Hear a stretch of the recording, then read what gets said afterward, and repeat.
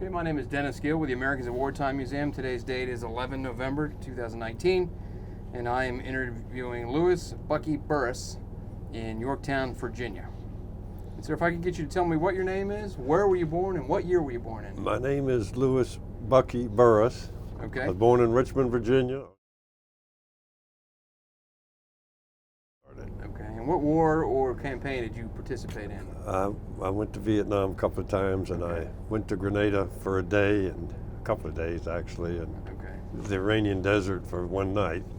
Okay. That's about it. What branch of service were you in? Army. Army. Okay. Do you have any other veterans in your family? My father, my grandfather, my great-grandfather, my daughter, my brother-in-law, my niece, my brother, my late brother. So we're pretty military-oriented Well family. represented. It's always What been- year did you join the Army? 1965. And why did you join? I was selling furniture. I was a sales manager for Bassett Furniture Industries, and I was shaving one morning after I already had a degree, and you know, I listened to the radio, and it's something about another young Marine being killed Okay. in Vietnam, and I thought I couldn't even watch the guy finish shaving. So I went to the chairman of the board, told him I had to go see what it was about. His name was Bob Spillman, and Spillman says, "Son, you go for 2 days, 2 weeks, or 2 years. You'll always have a job here." I was a platoon leader in the 82nd in Normandy, so that was pretty good motivation to get me started. Okay. And you obviously had heard about Vietnam and were following. Oh, kinda sure, what was yeah, going on there. I was, And- following pretty closely. Right. Actually, I had some friends because I was at the time I was 23, and I had some Okay. friends younger than I who had gone to Vietnam. So for that reason, I had quite an interest in it. Right. And why did you choose the branch of the service you chose? Well, my dad was a soldier. Okay. I went to the recruiter in El Paso, Texas, that's where my dad was stationed at the time, Okay. and said I'd like to join the Army, and they said something like, "What do you want to be, a rocket scientist or something?" I said, "No, I want to be an infantryman."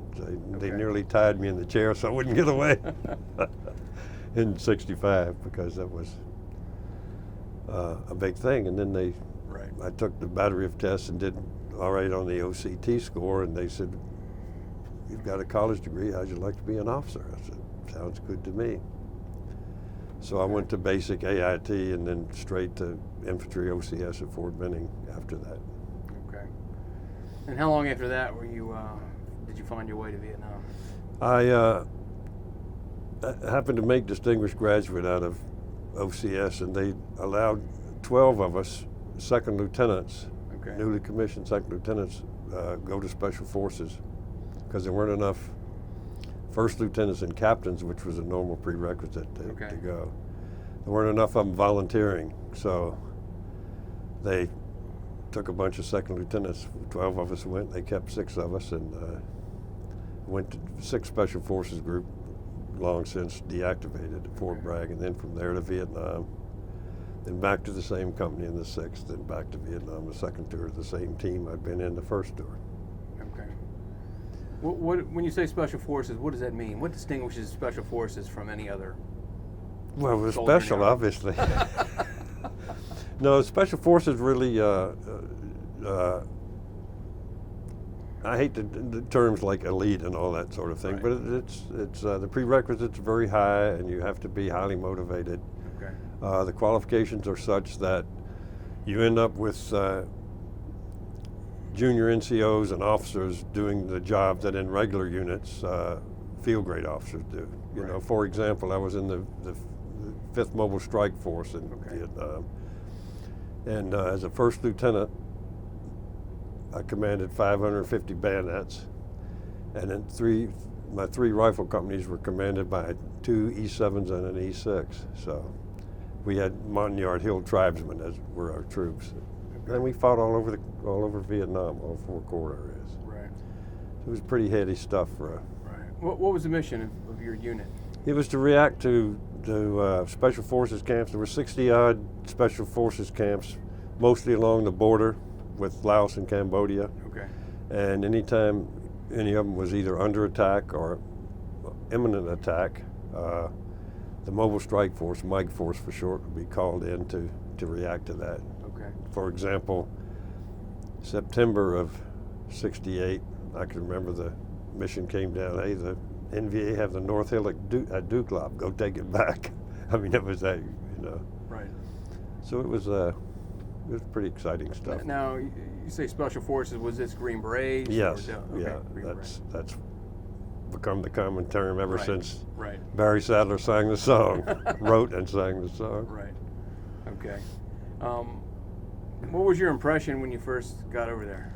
Well, I thought everybody was out to kill me personally. Right. You know, that dissipated pretty quickly. But I was really favorably impressed with my comrades in arms. I mean, you know, these are still the best guys on the planet. The ones that are still alive are still great friends of mine. We keep in touch, and it was. I think the quality of the men with whom I was allowed to serve is what struck me more than anything else. And your first tour was how long? 10 months and 22 days, I think it was, the first tour. What's the tempo like? How busy is your unit? Well, it depended. I went in late '67, and we were doing some training operations. We were increasing the size because we were the countrywide reaction force. Each corps area had its own smaller reaction force, but we were countrywide guys. So we were increasing in size to 6 companies, I think it was at the time, doing some training. Right. Occasional gunfights, and then along came the Tet Offensive. Then we really got busy and stayed busy for really up through the summer of '68. Okay. How many guys were in your unit? Well, there were about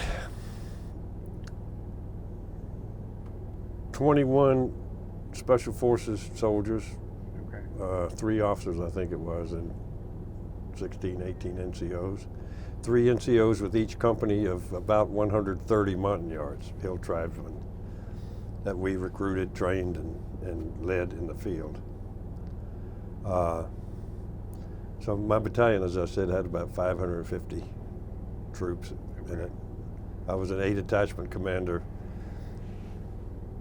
parentheses, 1st Battalion, 5th Mobile Strike Force Command. Right. How long is the training to do what you did? It's longer than the normal. Yeah, it is longer, but you know, during Vietnam, because of that shortage of officers, the officers, there used to be 2 separate courses, an officer course and an enlisted course. It's now, they both go through the same course. Mm-hmm. But we had a shortened course because they were so desperate to get some guys, because it was bad for one's career, not to mention one's health, to be in Special Forces in those days. So we left the training not fully qualified. Went to our parent units, then we had to learn, you know, what we had missed in the qualification on the job course. Training. Yeah. Type stuff. Yeah. Okay. When you're out in the field, how long are you? Typically, how long are you gone before you come back? That's a good question, because it varied from overnight sometimes. Right. I mean, my first real fight was an overnight. Then I was back, you know, the next day. Right. But then in 1970, we went to I Corps and were gone for something like 6 weeks, which I'm told, I don't know for sure, was the longest Special Forces operations of the war. Okay. But yeah, so it really varied. It depends on how long it took to get the job done. You know, sometimes just showing up, the enemy would disappear. Right. But usually we had to fight and clear them out and run them off. Tell me about your first time in combat. My first time in combat was at a place called Zincan in Kanwa province, and I went with one of the new companies of this increased size that we had. Right. To reinforce. There was an an A-team responsible for the security around the Trang, which is where group headquarters was. In fact, that's where my kid brother eventually ended up. But they had ambushed some guys and bit off more than they could chew, so they called us to go out and call for reinforcements. And I was really along as a strap hanger with the 8th Company Commander, an E7, and his guys. And but we got on the ground, found them a little more quickly than we intended to, and half an hour later I was the last round eye standing. So it was a pretty good baptism of fire. I got the 3 other round eyes evacuated. One to come out, my team leader said, because I was scared shitless, excuse my French, but he said, no, hang in there, boy. So I did. That it disappeared. The fear did, and I thought some of the things I had done that day, like, shit, they can't get me. Right. I don't know why I worried about it, because they can't get my ass. You use the term round eye. What does that refer to? Oh, that's the Americans. Right. Yeah. Versus almond-eyed. Right. To put it in the politically exception thing. Right. So you do 1 tour in Vietnam. No, 2. Or the first tour in Vietnam, Yeah. sorry. Then you come back stateside? I went back to B Company. Well, I got out of the Army, actually. Oh, you did get out of the Yeah. Army? Okay. Because there were some leadership problems that I had seen, and there was some things I didn't like, so I got out. And in fact, I taught typing. I never typed a word in my life, but I was a substitute teacher initially, because I was either going to go to grad school or going to work for the CIA in Laos, working with the same kind of guys I had. Right. But a couple of months after that, I thought, I missed the guys, missed the stuff.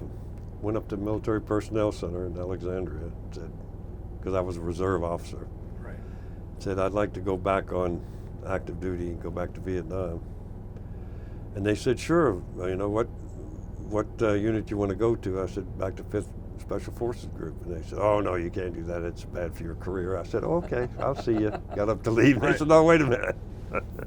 So I ended up going, actually, I decided while I was back the second time with the 6th Group that I wanted to make it a career. So I called Military Personnel Center and said, hey, second thought, send me to a conventional unit, because, I know that if I stay in Special Forces, I won't have a career, because that's the way it was in those days. And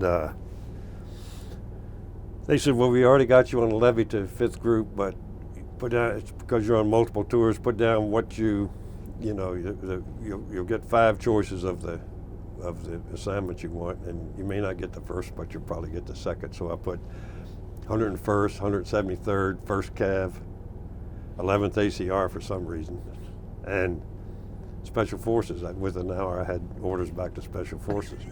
So I get down to the... Your 5th choice. Yeah. So I get down to group headquarters, went to the adjutant, handed my paper in, and said, he comes out and said, well, by this time I'm a captain, because you only stayed 2nd lieutenant 1 year and 1st lieutenant 1 year at that stage of the war. Okay. So he said, well, congratulations, Captain. You're the new public affairs officer. And I said, in a pig's ass, I'm a public affairs officer. I'm going back to the same team. I know they have they had an officer who got bit by a spider, of all things, and got medevac. Right. So I know there's a vacancy. I'm going over there, send me some orders, and that's the way I got back to my team. Many of the same NCOs, most of the same Montagnard troops, so it was like being home. Right. Now, how does your role change with the advance in rank? Well, it actually didn't change any, because when I was a 1st lieutenant, I was holding a captain's assignment. Okay. As an 8 attachment commander, and that's the same thing I did. I was the ops officer part of the time, a logie part of the time, but I got my old battalion back at the same rank, so it really just had a little more experience and got paid a few more bucks for it, but all in all, it was still the same. And had the mission changed?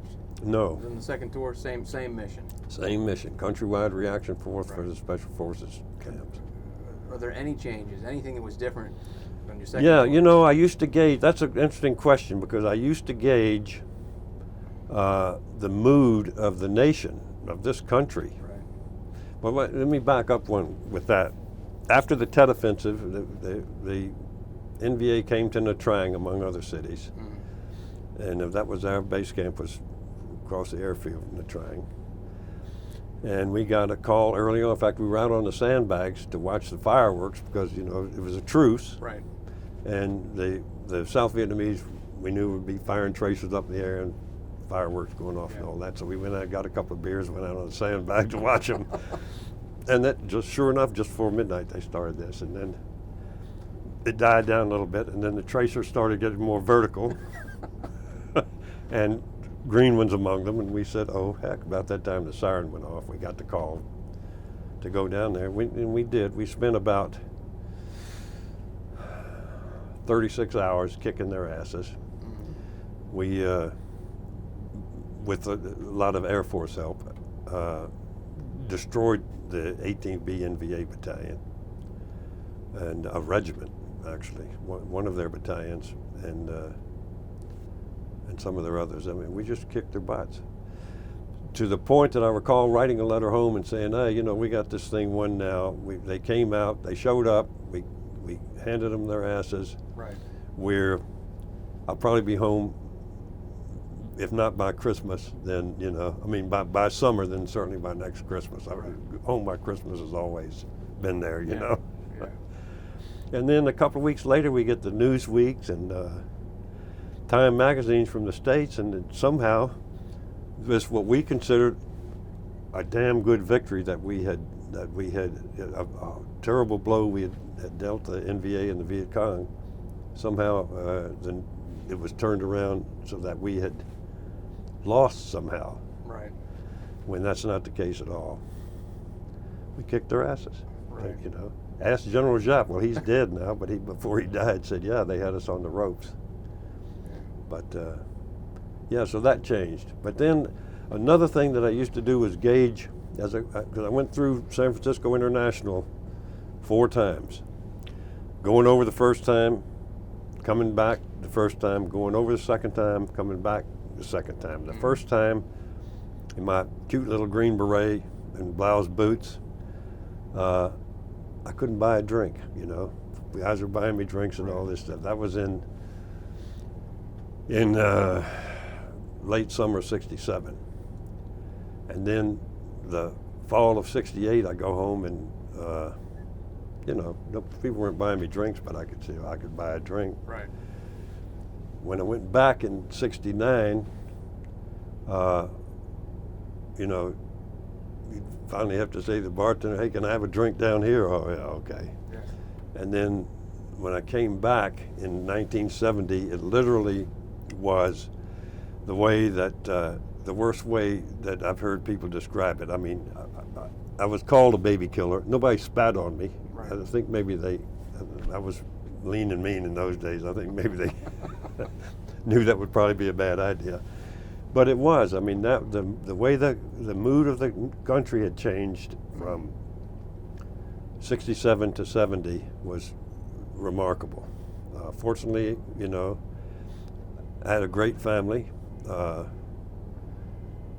great friends with whom, you know, they were comrades at arms that I had served with before, or some of them came. One of them actually came back. One of my best friends, whom I talked to yesterday, actually, came back on the same airplane I did after our first tour. Right. So, you know, I was still surrounded with the best people in the world. But man, when you go outside to, you know, some urban area, Right. or turn on the television news and see the sort of demonstrations that were going on, I thought, you know, that's not us. You know, what are you talking about? Right. You know, I think of my friend Sam Coots, my late friend now. And during the Tet Offensive, I put him in for Silver Star. One of the reasons being there was a street being raked with machine gun fire, and there were a couple of kids across the street who were cowering, and Sam ran across there, shielded them one at a time with his body, and brought them across the street to safety. He did that twice, and I thought, you know, that's the kind of people we were. Right. You know, that's the kind of guys who inspired me to try to do the same sort of thing. So don't give me this bullshit about baby killers. Right. When you guys were there, whether it be the first tour or second tour, were you aware of what was going on in this country as far as the anti-war sentiment? Well, as I said, that, you know, that after the Tet Offensive, when we thought we'd kick their butts, then we came to find out somehow somebody determined that we had lost. Right. How does that shape your mood or morale? Or, well, you know, it makes you. It's a shame because you see, I think the same sort of thing that after that is starting to reoccur, and that is that there's a gap between the military and the civilians that they're sacrificing for, the ones who are paying their taxes, and you know, the ones who should be worth it.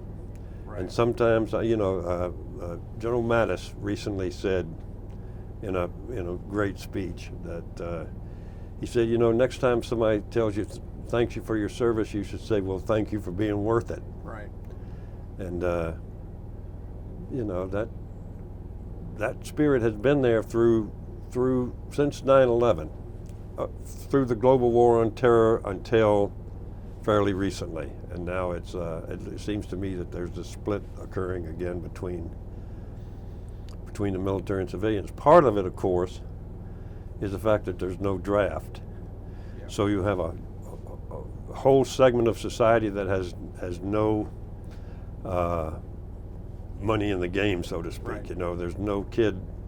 They don't have to worry about their kid getting his ass shot off if he doesn't want to accept that kind of lifestyle. So,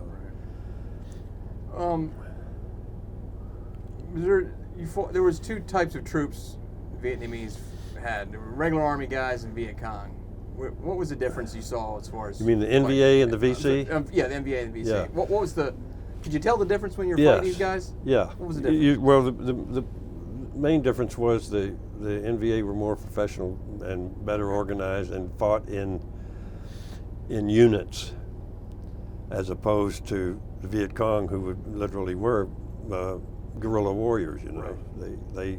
They were Viet Cong units, but they were sapper units and this, and it was much different. In fact, I can remember the boss I had later, a guy named Charlie Beckwith, the guy who founded the Delta Force. Mm-hmm. I can remember seeing an interview with him before I ever met him, actually, when he had commanded the reaction force that went to Play Me, which was at the beginning of the Nha Trang Valley campaign. Okay. And he was being interviewed by ABC or somebody, and he said, yeah, you know, something about the South Vietnamese soldiers hadn't done him too well. And the guy said, what about the North Vietnamese? He said, oh, you know, I'd love to have 200 of those guys. They're the best damn soldiers I've ever seen. Words to that effect. It was pretty amazing, but probably true. Yeah. Certainly from his perspective. What were some of the challenges that you guys faced? The guys on the ground, you know. Yeah, the worst. I mean, there were the normal things, everything from leeches to hunger to. I can remember that long operation in I Corps in 1970. Very mountainous in I Corps, of course, up in near the DMZ. Right. And we were walking a lot of hills, covering a lot of territory. And we ate what the Indians ate, which was a couple of bags of rice a day with with a little supplement to put on top of it, one of 5 menus: shrimp and mushrooms. That was my favorite. Beef, which was this really rancid sort of beef. Right. Fish, which were dried anchovies, actually. And then there was mutton that you could barely chew through, and then sausage, number 5 PR was sausage. We liked that. But we get a daily can of mackerel from Okinawa for each person with those rations. That was where the protein was, you know. Well, the damn NVA or VC or somebody sank the ship from Okinawa in Saigon Harbor, so we didn't get to that whole operation. We had no canned mackerel, and it was just tearing us up. I went down to like 170 pounds.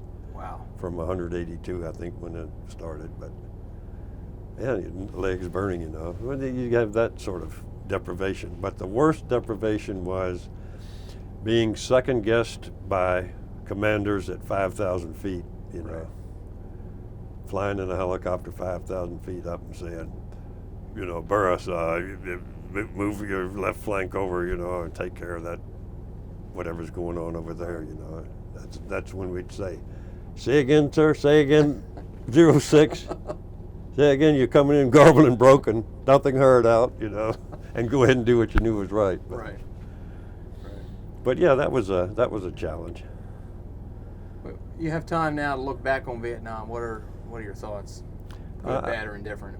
Yeah, well, I guess the most amazing thing is, as we speak right now, November of 2019, my 47-year-old Vietnamese son is driving here from California to come live with his father. I didn't know of his existence until he was 47 years old. Wow. He's 48 now. So it means a lot to me. Yeah. He's married to a young Vietnamese woman, just got her green card, fortunately. And it's a beautiful country. I can remember looking on Google Earth even years ago, early the 21st century. This place that we used to go hand grenade fishing just south of the Trang, and used to run operations up on this mountain. There's a place we call the Coconut Grove. There's a nice little beach there, and we go down with a little bit of security and fish with hand grenades and have a little cookout. That is where I think 2008 Miss Universe pageant was held. It's a huge resort now. Right. You know, golf courses and all that. I think, man, I'd love to go back there. So it would be much more fun this time. Yeah. But I don't know if they still hand grenade fish or not. Was Vietnam worth it? Well, you know, yes. In my mind, one can say, well, yeah, of course many of us feel betrayed about the national leadership. But on the other hand, I'm not sure that the domino theory was not a true theory. And I think we did hold the line against communism. You know, without it, without the American will to be there and hold the communists off, you know, Laos, Cambodia, all of them would probably have been under Chinese communist rule. Well, so I mean, it's worth it in that regard. It's appropriate that you mention that, because today's the 30th anniversary of the wall falling. Yeah. So. Yeah, that's right. It's yeah, I've spent 3 years in Germany and used to go to East Berlin, you know, and that was quite an experience in those days. So you get back from Vietnam. Yeah. What do you do next with your career? After the second time? After your second. I went to the advanced course. Then I went to the real Army. Okay. Sort of real, but it was the new volunteer Army in the early 1970s in Germany, and the race and drug problems were just unimaginable. Okay. They were bad, and there was this sense of permissiveness from, you know, battalion commanders probably had the worst deal, because their hierarchy expected two things. They wanted to make the environment more permissive and all that sort of thing, and you know, let guys grow their hair longer and have posters on their wall and all that stuff. But at the same time, they expected the operational readiness training tests and the maintenance and the stuff you need to fight wars with to remain the same or improve. And so they were in a bind. Most of them, from my experience, turned around and said, "All right, Captain, all right, you know, you and your lieutenants get this shit straight." You know, and at the same time trying to do that. Best example I have of that, the first time I was a brigade duty officer in Mainz. It was a 3-battalion caserne, 2 battalions of the 509th Airborne Mechanized Infantry, and whoever thought of that idea should be in Leavenworth, and a tank battalion. And so I had brigade duty officer, and I went down to the theater. There was a theater on the caserne, and as most of us know, at the beginning of a film in military theaters. The national anthem played. People stand at attention while it's played. So I get down there and just checking it out, and the national anthem comes on, and half the guys are raising their fists. They're all moving, about 3 of them standing up out of the whole thing. I said, no, this ain't gonna do it, boys. So I went up on told the projectionist to stop, went up on the stage, said, all right, men, we're gonna do this again. You either get it right, or I'm taking the damn film canisters and getting out of here. So he started it over. Same thing happened. I said, that's it. When I got those big old 35 millimeter, two tins of them, headed back to brigade headquarters. By the time I got back there, the duty NCO said, sir, you got to get back down to the theater. They're tearing the seats up and they're throwing them up through the screen, So I thought, man, this is not 5th Special Forces Group. Right. This is the real Army. And it was tough. And we, and I think for my peers and I who stuck it out during that really difficult time of the early mid-70s, I think we did as good a service as we did by going to Vietnam for a year or two, simply by overcoming things like McNamara's 100,000, where it was this disgraceful idea of sending people who were really not mentally fit to take care of themselves. So we took care of them. And there were some damn good ones among them. I mean, one of the most loyal radio operators I ever had was one of McNamara's boys. But we had to overcome a lot, mainly the permissiveness from up on high. I can remember being at Bad Tolch, where the 10th Special Forces Group was, and there, Sergeant Major Pialetti was the command sergeant major, and a guy named Blue Max Feistenheimer. Ludwig Feistenheimer was the group commander, and General Michael Davidson was the USAREUR commander, U.S. Army Europe commander. And he came down to Bad Tolch because the NCO Academy for USAREUR was there too. He comes down, does an inspection of the school and the barracks and all that, and he goes back to the airfield, and I happen to be catching a ride on that same aircraft to go back up country. And Feistenheimer and Pialetti stop and salute him. Feistenheimer says, General, now that you've been to Flint Concern and see what it is, see how squared away it is, you shouldn't have to come back. But if you do, please get a haircut, because you're setting a bad example for my troops. Saluted him and walked off, and I thought, I got to get back at Special Forces. Right. Which I did, even though it was bad for one's career. Yeah. So eventually you would find yourself part of something called Operation Eagle Claw, correct? Yeah. Tell us about that. Yeah, well, as I said, I went back to Special Forces, and went actually to the Special Forces. Well, I went back to 5th Group, and the colors had just returned from Vietnam. Then I went to the Special Forces School and had the Military Free Fall Committee, the HALO Committee.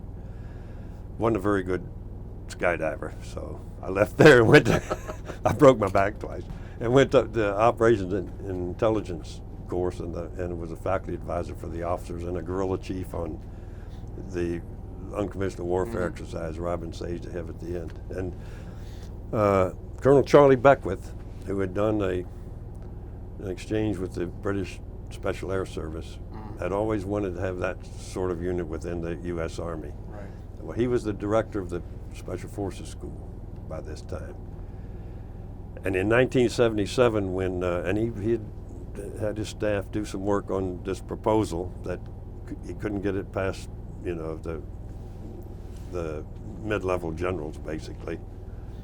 And then there was an aircraft hijacked to Mogadishu, Somalia in 77, a Lufthansa aircraft, and GSG-9, the German counter-terrorist unit, with the help from two British SAS, took the airplane back, released all the hostages, and shot all the terrorists. One of them they didn't kill, but she was in the latrine, so that's okay. But anyway, apparently President Carter turned to his SecDef, Dr. Brown, and said, we have this capability, don't we? And Brown says, I'll ask the chiefs. So he goes to the chiefs of staff, and the Marine Corps said, well, of course, any Marine rifle company can do that. Right. And the Navy said, well, we have SEALs, but they operate, on the shoreline. And the Air Force says, we don't do that, but we can sure support it. Right. And the Army says, well, we've reactivated a Ranger battalion. So, but that was the opportunity, and General Scheimeyer was the Deputy Chief of Staff for Operations of the Army at the time, and he pushed this paperwork through, and on 19 November 77, they got authority to activate it. Well, I was by this time 34, 35 years old, and Beckwith had sent a couple of guys to Britain to do the SAS course, and they didn't really do too well. I said, hey, Colonel, I can do this course, He said, number one, you're too old, I said, well, you never know if you don't send me. So Right. he did. And I managed to struggle through, and as a result, I was one of the first two officers he took with him to form what became known as the Delta Force. So it was a pretty good experience. So you're a founding member.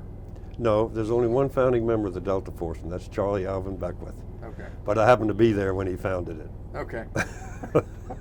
But you were. I was there from day one, and for the next 9 years. Okay. And I'm fortunate enough to command the first operational element for a couple of years. What is their primary mission? I ain't telling you. It's to perform missions for the National Command Authority. Right. That's all. Next question. So Operation Eagle Claw. Yeah. Tell us about that. Well, actually, 40 years ago, right about now, Yeah. is when we were gearing up to try to do something. We didn't know what we could do. I mean, the Air Force couldn't get us there. Well, first, President Carter wanted to do everything taking off from the continental U.S. and returning without setting foot on foreign soil, and that's logistically impossible, unless you'd gone in nuclear subs and had fold-up helicopters and flown into the embassy. They didn't have that stuff in those days, except in the movies. Right. So it was a very, and we didn't know whether they were going to start killing hostages the next day, or one at a time, one a day, and throwing them over the wall, what they're going to do. So we had to have two plans: an emergency plan. What would we do if they did start misbehaving like that? Right. And the other plan is, if we have time to do some planning, what assets can we collect and what training can we do to prepare for it? But we always thought it would be within 10 days.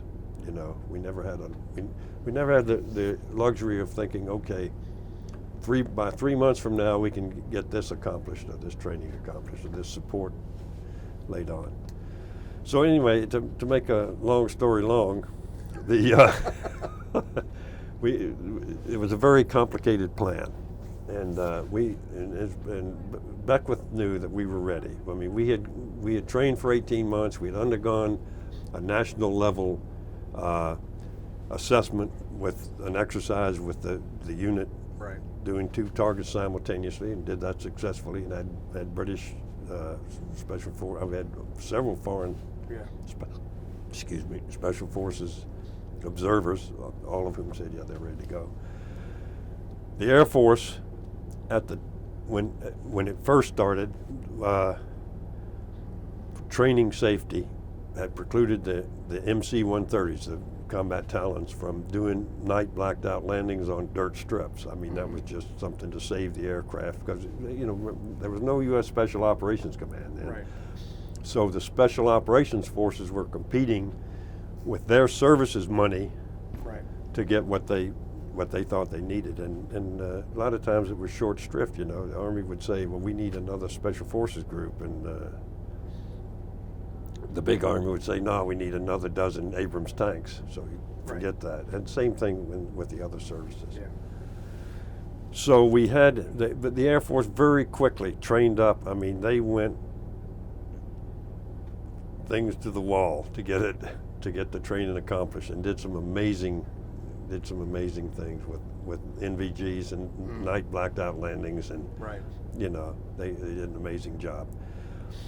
There were no long-range helicopters capable of doing the operation except in those days the H-53s. The RH-53 is a Navy minesweeping helicopter that the tail boom folds on so they can put it on an elevator and take it below deck, so that the Nimitz could steam towards Iran, and the Russians are still in Afghanistan, remember.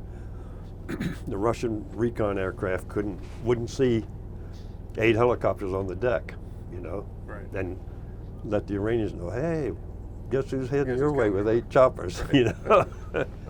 So that's why we had to use them, but it's not the machines, it's the man, you know. There's a certain mentality that you have to have to do that sort of work, and I honestly think that we forced these guys, I'm being kind now, I think we forced these guys who didn't have that mentality, and who I really think did not think until they hit the coast of Iran that this mission was never actually going to go. You know, we used them, and it didn't work. We can blame it on dust storms, we can blame it on a lot of things, but the point is it didn't work. The bad news is that we lost 8 great airmen, Air Force and Marine Corps, 5 airmen, 3 Marines. Some of us feel politically that it was a success because we didn't get Jimmy Carter reelected, and he would have gotten reelected if we'd been successful, probably. Right. Cyrus Vance quit immediately. I always thought that was a plus, but that's just a personal opinion. But what really did come from it eventually was the formation of I guess JSOC is pretty well known now, the Joint Special Operations Command to coordinate the operations of all the Special Operations Forces.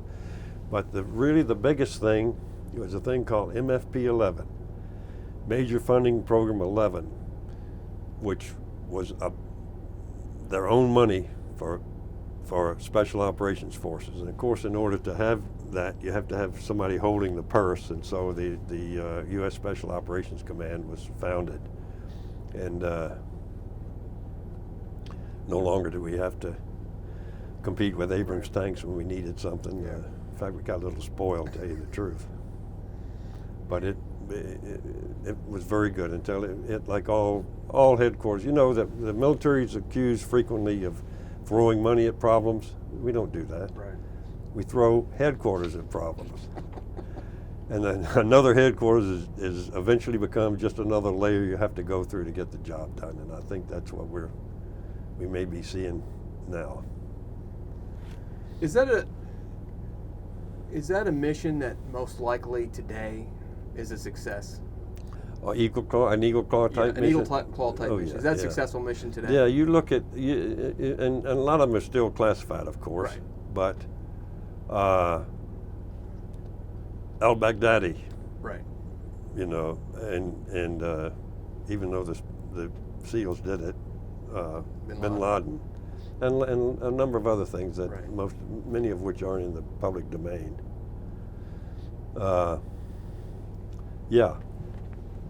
These guys are so well trained, equipped, and so well coordinated among the various services, and they all have selection courses. I mean, they all followed that Delta that precedent that the Delta Force set, I think. And yeah, they can do amazing things. I mean, they go so far beyond what we had envisioned when Beckwith stood this outfit up that that's just amazing. You know, people used to ask me, what is that outfit? And when you boil it down to its essence, it's really simply the finest collection of non-commissioned officers ever assembled on the face of the earth, and I really believe that. And they get better all the time. They can do anything. You could tell them, you could take one of their operational elements and say, okay, guys, next week you're going to be an artillery battery. And they'd say, well, give us the guns and the manuals, we'll be there. And Right. they would, you know. So the loss of life is never good. No, it isn't. But out of that came something good. Oh, yeah. And that, yeah. And, Success. Yeah, well, not just a military organization, but Right. to me, and I have a personal stock in this now because I have a Air Force daughter who just had twins, whose husband is a Special Forces soldier, who just back from Syria before the twins were born. So it's very personal. But as a result of Eagle Claw, which we'd always call Rice Bowl, I think somebody came up with Eagle Claw the day after. Right. Yeah. You know, You got to call it something. but it sounds good. Yeah, Right. we called it Rice Bowl all those months ahead of time. Right. But that's okay. But the formation of, well, there were, I think, 13 kids. I can't remember the exact number of those who died in the desert that night, and so I don't even know who actually started it, but it was more than just passing the hat. Yeah. But a foundation was started that now is magnificent. The Special Operations Warrior Foundation, it's had like 14 straight years of the highest charity rating you can have, you know, an overhead of less than 10%. They have educated several hundred children whose Special Operations parents have been killed either in combat or died and killed in training. We take care of them too. Now, thanks to guys like George Steinbrenner of the Yankees, the Right. late George Steinbrenner, and Ross Perot and a lot of other people, but even when my daughter was an Air Force cadet, she got her squadron to, hey, let's put our combined federal campaign Right. money in the Special Operations Warrior Foundation, and it's a magnificent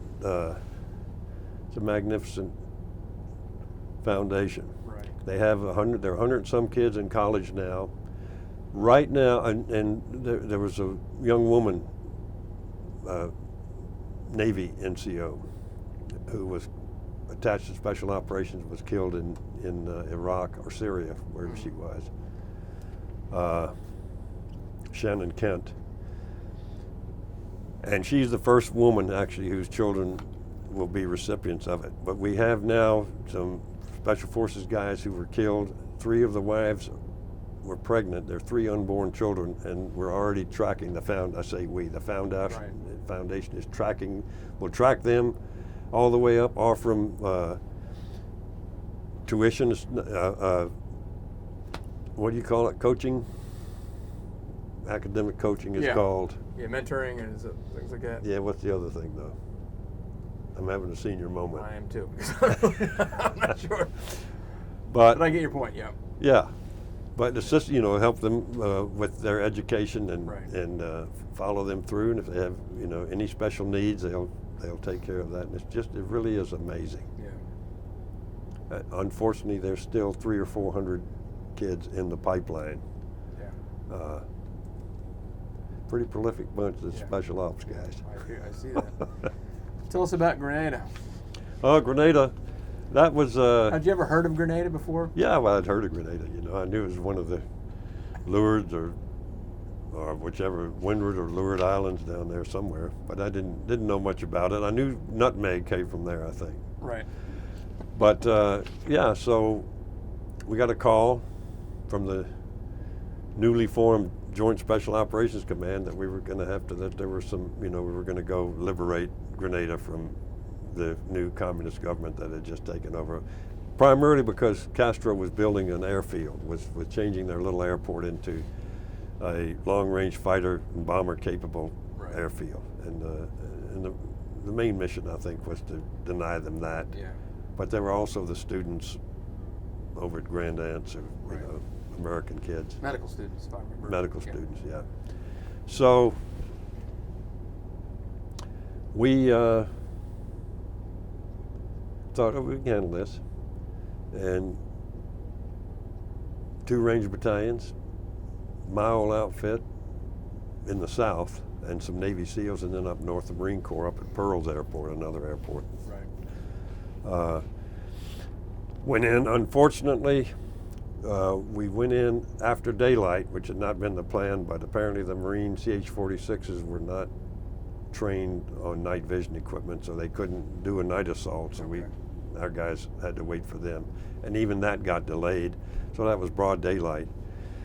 And a few of the Rangers got shot up parachuting in to secure the airfield, and our guys trying to go into Richmond Hill, where most of the bad guys and the government hostages of the legitimate government were being held.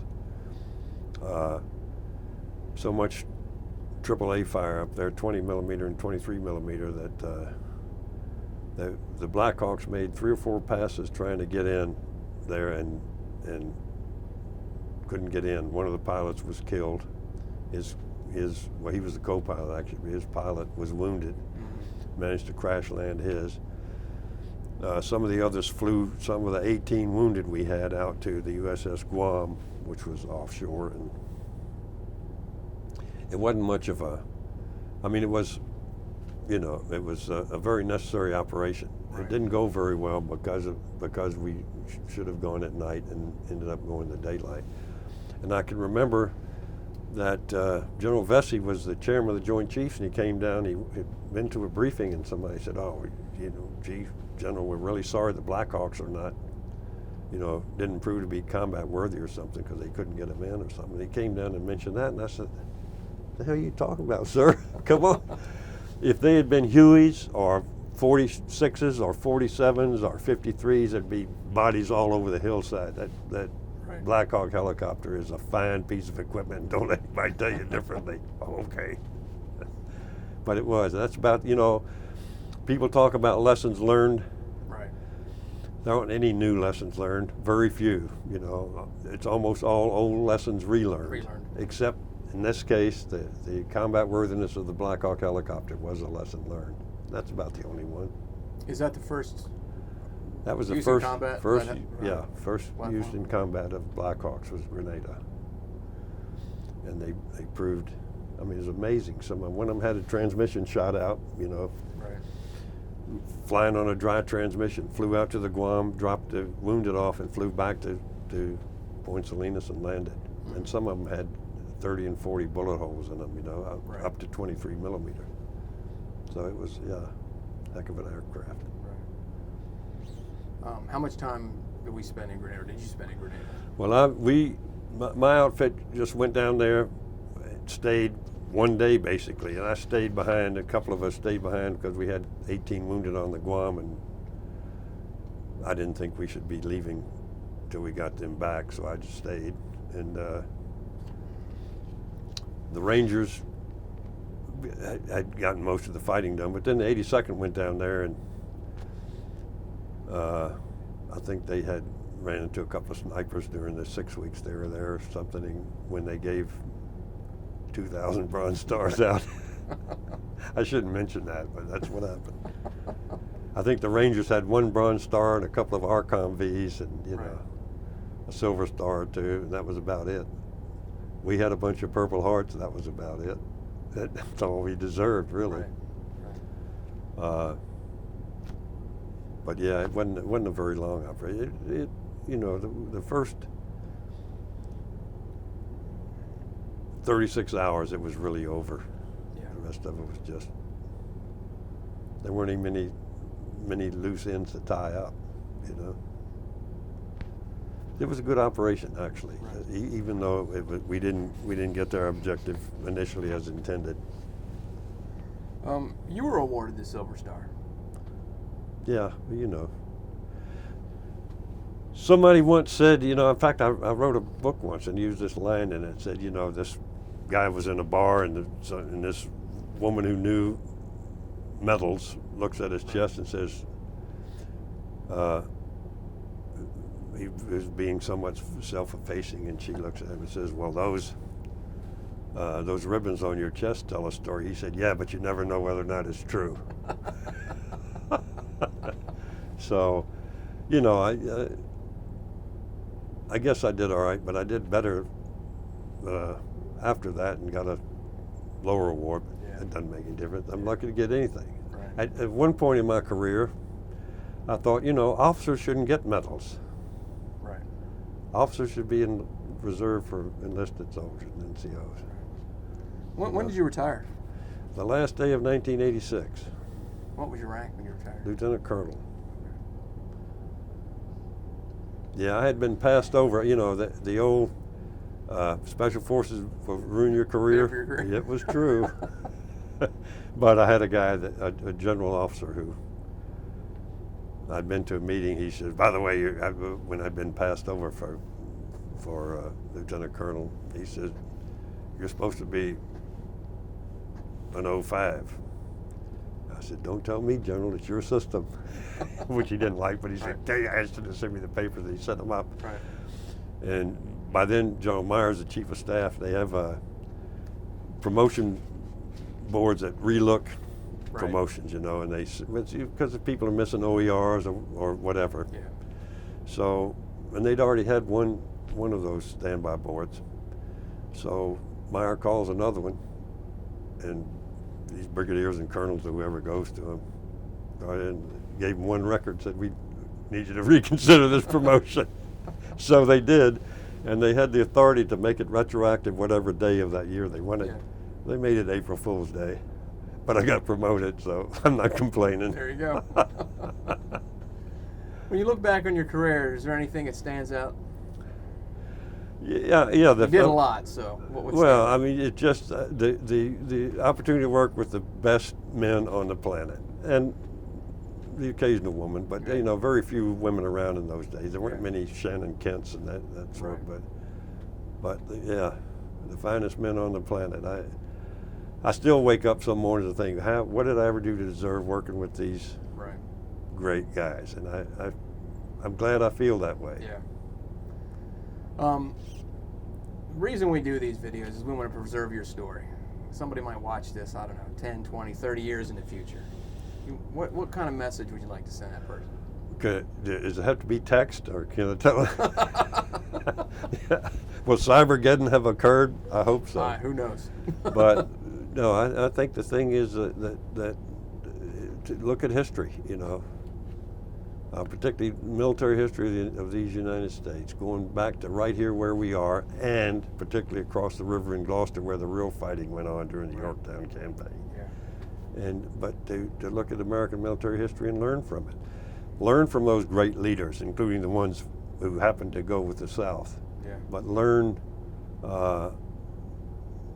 what they were trying to tell us. If you get, I think what I would say is, the best general we probably ever had, who also happened to be the president the first two times, George Washington, wrote a farewell address that points out some things that we should be doing that we're failing to do.